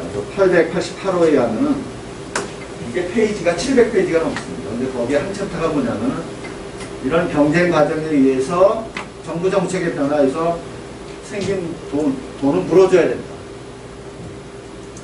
물어줘야 된다는 게 기본 입장입니다. 요거에 대해서는 뭐 지금 뭐 안 적으셔도 돼요. 요거에 대해서 제가 나중에 한번 정리해 드리겠습니다. 이게 지금 우리나라 에너지 산업에 지금 이게 핫 이슈가 될 가능성이 있어요. 원자력뿐만이 아니라 나중에는 석탄. 이 발전회사마다 하나씩 갈 수 있어요. 남부발전 같은 경우는 하동, 동서가 방진, 서부가 태안, 남동이 영흥하고 삼천포. 그 다음에 또 어디가 빠졌죠? 호남. 네? 호남 아니요. 호남. 동서 호남. 아니, 결정해요. 동서, 서부, 남동, 남부, 중부, 중부. 아, 중부. 중부는 보령. 뭐, 한수원은 이 원자력 문제. 이게 어마어마한 뿐만 아니라, 최근에 이제 민간에서 짓고 있는 게 있어요. 예를 들어서 삼성하고 어디 컨소시엄에서 강릉 안인에 짓고 있는 게 있고. 이거 어떻게 할 거냐. 지금 이 계산이 어마어마하고요. 일본만 하더라도 이 돈이, 일본도 지금 석탄 발전소가 많으니까. 어디서, 이게 71, US 달러? 빌리언. 그러니까, 몇 조예요? 한 75조 가까이 되는 거죠. 어마어마한 돈이 지금 걸려있어요. 그러니까 이걸 어떻게 할 거냐. 이게 앞으로 아마 우리나라 전력산업을 이제 뒤흔들 이게 핵폭탄급 지금 충격파가 오고, 뿐만 아니라 이제 요 유사한 개념이 천연가스 산업이구나. 천연가스 산업에서도 개별요금제 하면서 이제 천연가스 하면서 자세히 할 겁니다. 개별요금제 하면서 기존 평균요금제 하던 발전소들은 경쟁이 안 될 거 아니에요. 그럼 그 발전소들에 대해서는 사실은 물어줘야 됩니다. 어떻게 보면. 그러니까 이제 이런 개념 같은 게 이제 나오겠죠. 그건 나중에 따로 좀 정리하겠습니다. 정책 변화에 따른 이런 좌초 변화. 이게 원자력 발전소 얘기하면서 잠깐 말씀을 드렸고요. 그 다음에 우리나라 원자력 산업 체제. 원자력 산업 체제가 이게 이제 상당히 기형적인 체제인데 한전이 있어요. 옛날에 한전하고 한수원하고 뭐 사실 같은 회사였으니까 이건 뭐 의미가 없고. 한전이 있고, 그 다음에 연료, 그 다음에 설계는 전력기술, 코펙이라고 그러죠. 그 다음에 이제 기자재 제작. 여기 지금은 두산이라 되어 있었는데 옛날에는 어디서 했죠? 혹시 아세요? 옛날 이름 아세요? 한국중공. 그 다음에 요거는 이제 발전소 정비. 그러니까 특히 이제 원자력 발전소 정비도 이제 KPSL 하고요. 그 다음에 이제 요거는 시공입니다. 시공은 이제 대림, 대우, 삼성, 현대. 예전에 동화가 있었어요. 근데 동화가 망했잖아요. 요거는 이제 토목 시공하는 거고요. 그 다음에 이제 원자력 연구원 같은 선제 연구 개발하는 건데, 이렇게 나눠져 있었는데, 이 모든 거를 종합 건설 관리를 하는 데가 바로 한전입니다. 지금 뭐 한전하고 한선하고 같이 하는데, 그래서 지금 원자력 수출을 할 때, UAE라든지, 뭐 체코라든지, 사우디라든지 이렇게 수출할 때, 우리나라 대표 선수로 나가는 사람들이 누구냐면 한전하고 한선. 이렇게 나가는데, 사실은 그건 굉장히 잘못된 방식. 자, 외국에서는 누가 나갈까요? 원자력 발전소 건설할 때? 자, 일본에서는 누가 대표 선수로 나갈까요? 원자력 발전소 건설 따로. 한 3회사가 있습니다. 근데 뭐 한 회사가 도미넌트하긴 한데. 미쓰비시 중공, 히다치, 그 다음에 도시바.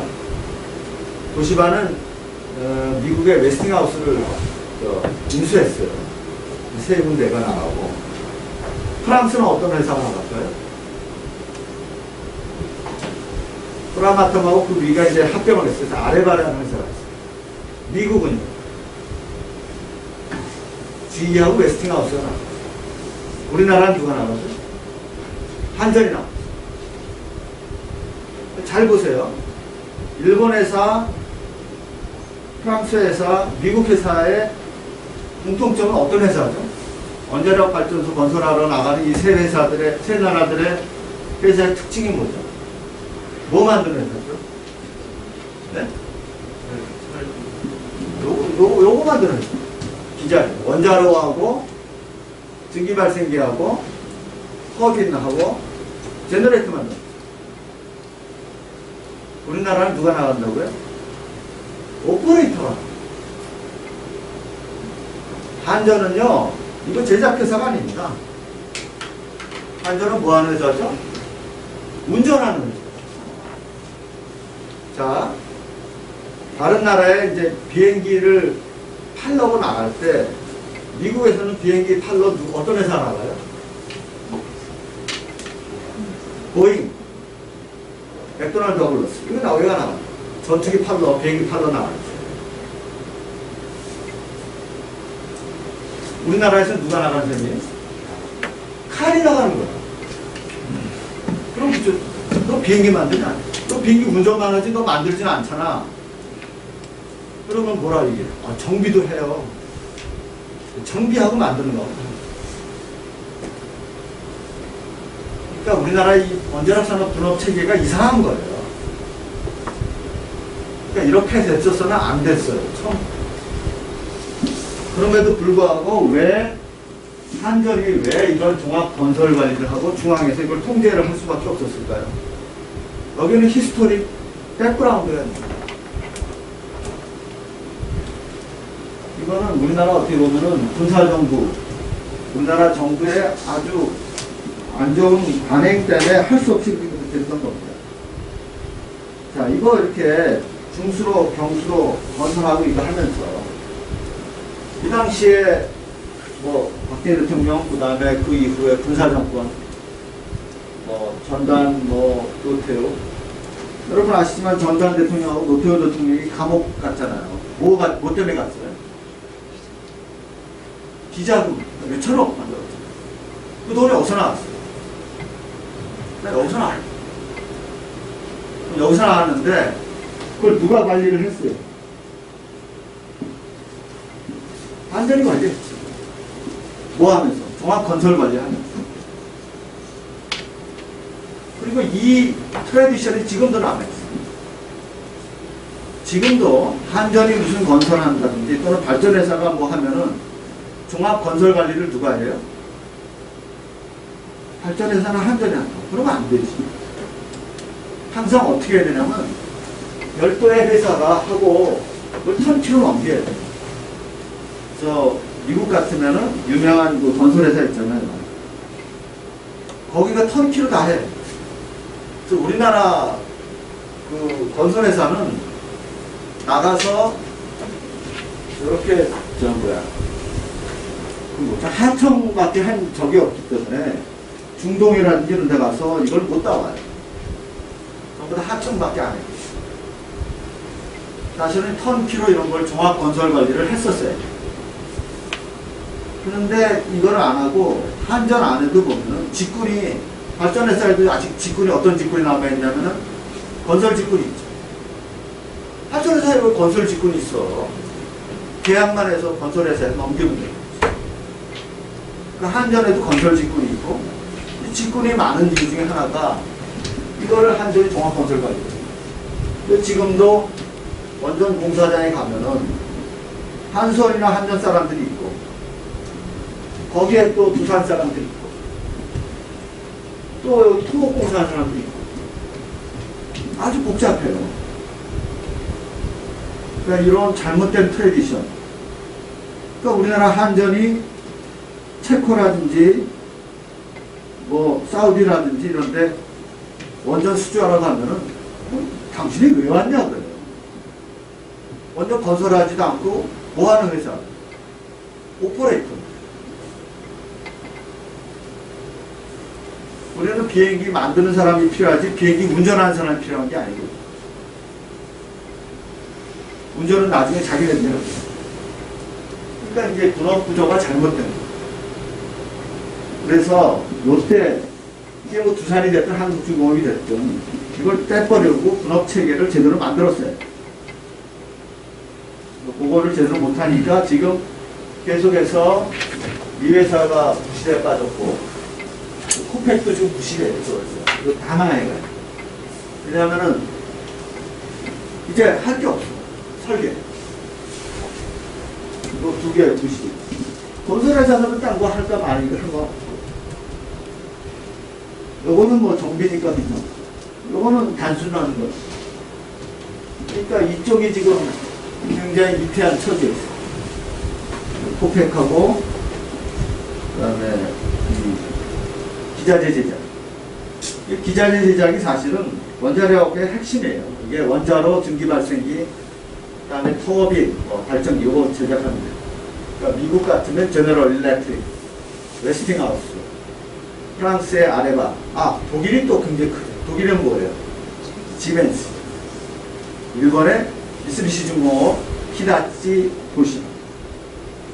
우리나라는 이게 이제 두산도 좀 그렇고 이게 약간 약하죠. 그러니까 이게 핵심이죠. 여러분들이 우리나라의 원자력 산업의 분업 체계가 그렇게 되어 있는데 한전이 종합건설 관리를 했던 게 상당히 큰 문제의 시작입니다. 한전은 오퍼레이터로서 끝났어요. 모든 걸 다 하려다 보니까 한전한테 이제 모든 걸 다 하다 보니까 문제가 생겼고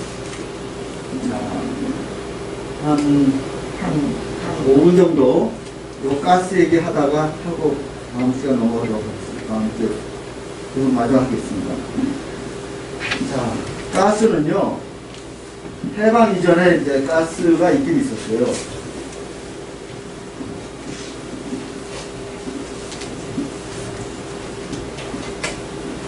근데 가스를 한자로 뭐라고 쓰는지 아세요?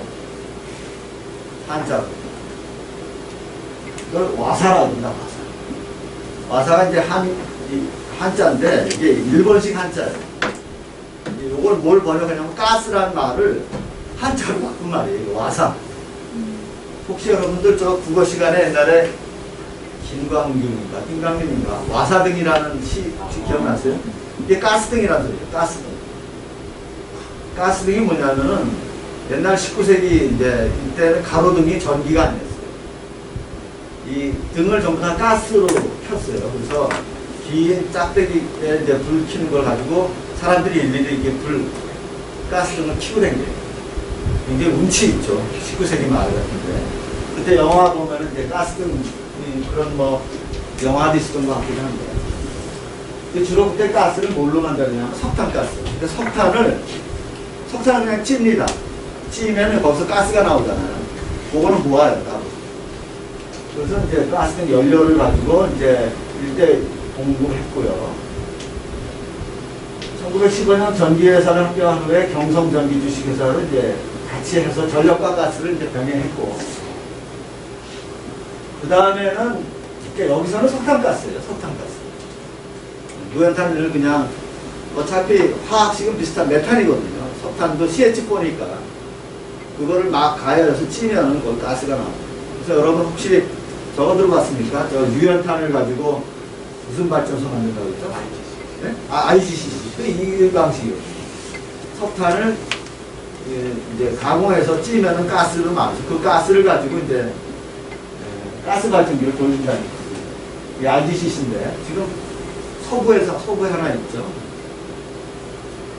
그 다음에 이제 LPG 도입이 뭐냐면, LPG, 요건 뭐 여러분 잘 아시겠지만, 또 확실히, 뭐, 다시 한번 리마인드하는 바람에 말씀드렸는데, LPG하고 LNG하고 차이 아시죠?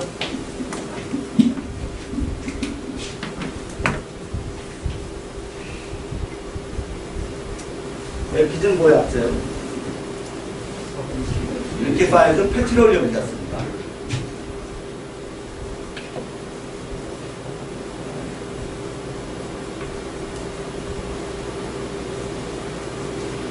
LNG는 리퀴파이드 내추럴 가스. 자, LPG는 번역을 하면 어떻게 돼요? 액화 석유가스예요. LNG는요? 액화 천연가스. 그럼 어떻게 다르냐? LPG는 사실 어디서 나오는 거예요? 이거는 석유에서 나오는 거예요. 원유나 석유에서 나오는 거예요. 가끔 또 LPG는 뭐라 그러냐면은 그 석유전에서 그 사실은 이게 뭐 LPG 형태로 나오는 경우가 있어요. 쉐일가스 할 때. 근데 그거를 이제 LPG라고 부르기도 하는데, 대부분의 사실상 LPG는 어디서 나오냐면은 정유 공장에서 나와요. 그러니까 정유 공장이 뭐냐면은 이게 원유를 끓이는 거 아니에요. 원유를 끓여서 용도별로 이렇게 그 비등점에 따라서 이렇게 다 분류하는 겁니다. 물론 이제 석유화학 기술에 의해서 그게 그냥 나온 게 아니라 이게 촉매제가 다 있어요. 화학식이 있어가지고 촉매제가 있어가지고 휘발유도 나오고 경유, 그다음에 중유, 맨 밑에 중유, 경유, 휘발유, 뭐 항공유, 그다음에 그 위에